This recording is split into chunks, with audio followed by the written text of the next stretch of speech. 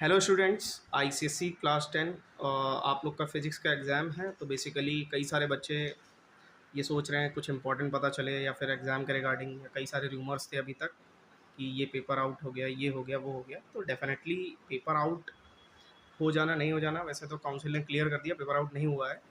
आप लोग के लिए बहुत इंपॉर्टेंट कुछ टॉपिक्स मैं आपको बताने वाला हूँ जो कि आपके एग्ज़ाम में डेफिनेटली आएंगे।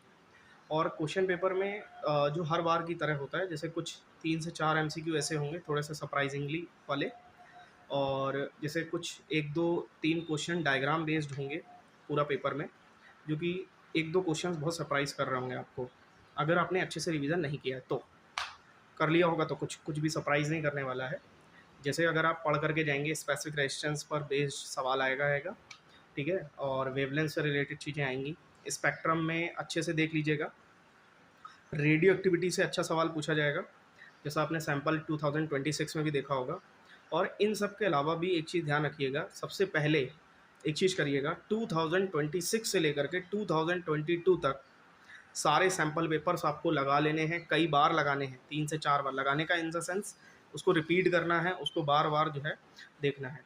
और 2025 से लेकर के 2022 तक के क्वेश्चन पेपर्स भी आपको लगा लेने हैं, सारे के सारे मल्टीपल टाइम्स लगाने हैं, कई बार उसको रिपीट करना है। डेफिनेटली सवाल कुछ नया नहीं बनाता है, लेकिन वो क्या करते हैं, सवाल उसी से मैनिपुलेट करके थोड़ा सा उसी से चीज़ें हल्का सा वैसे कर देते हैं।